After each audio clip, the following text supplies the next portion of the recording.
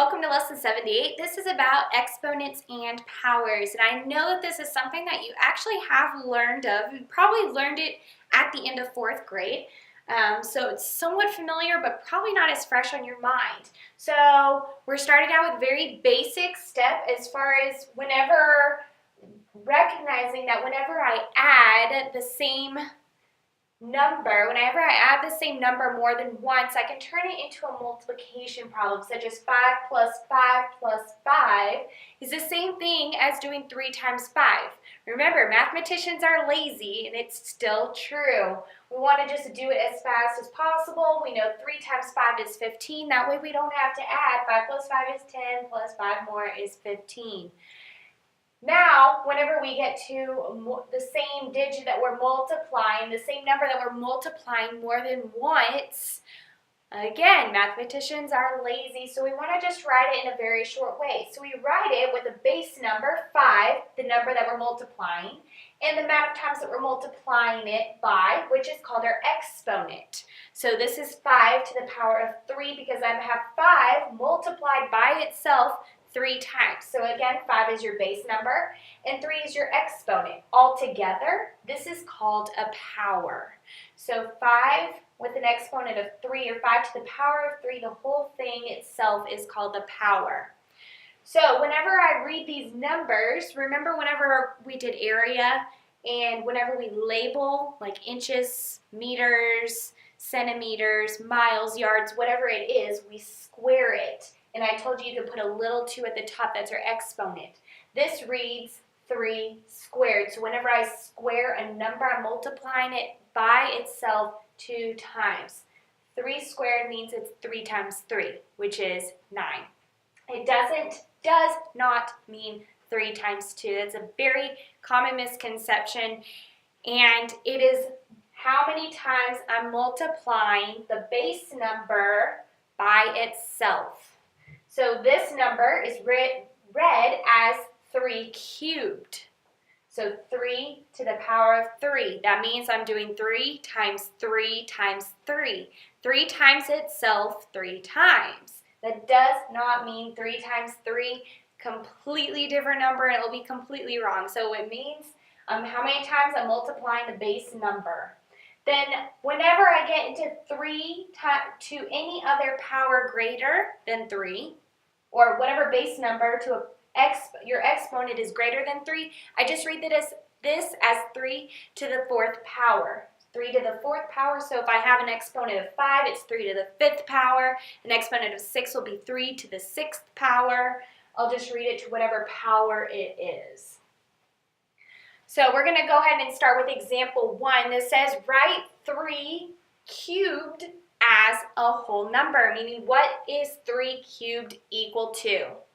Well, as I said, this means 3 times itself 3 times. How many times am I multiplying the base number? 3 times 3 times 3.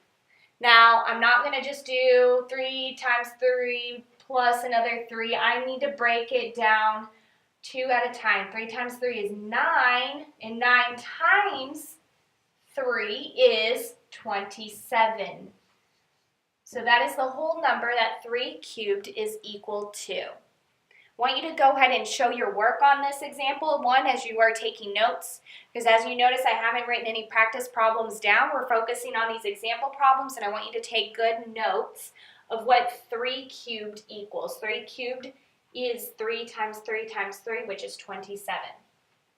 So example 2 says, if 2n equals 6, then what does n squared equal? This is actually a little bit of algebra, and it's pretty fun because it's kind of like a puzzle, and we know whenever we have these type of problems, I have to label what n equals, and that helps us to be able to determine what n squared is.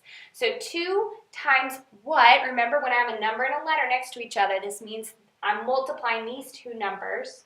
I don't know what this is unless I know that 2 times 3 is 6. So if n equals 6, or I'm sorry, 2 times 3 equals 6. So if n equals 3, which is how I would answer this problem, what does n squared equal? So what does 3 squared equal? 3 squared is the same thing as 3 times 3, which is 9. So that's how I solve those types of problems. I start with the first part, what it gives me, so I can determine what my missing number is, and then I can plug it in to the next step of my problem because these two are the same letters, so that means it's going to be the exact same number that I'm plugging in. Example 3 says to write each as a whole number. Now this is going to get into and help us with writing expanded notation in a shorter form because we like to be lazy. We want to know the shortcuts. So you will actually notice a pattern whenever I have a base of 10. Whenever I have a base of 10 in a power, then it's actually fairly simple. This actually just tells us, well, actually, I'm just going to write it out for you, and that way you'll be able to see and recognize for yourself. I'll do it right here. 10 squared is the same thing as 10 times 10, which is 100. All of you know that.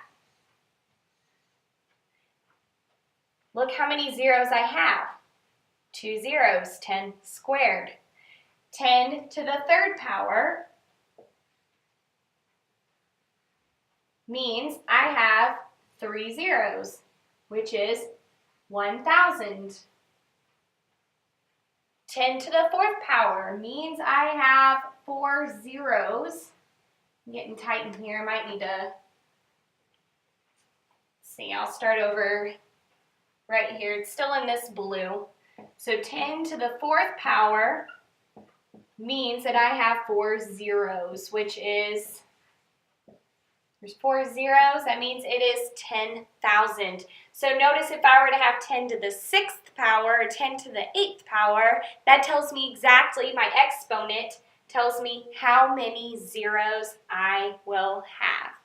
So that is actually going to be extremely helpful whenever we start doing expanded notation, which we will in class. We'll go over example 4 together and go over an expanded notation with base powers of 10.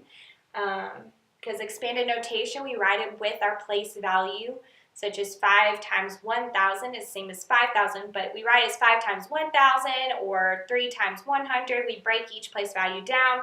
Now we can start using exponents so that it's shorter.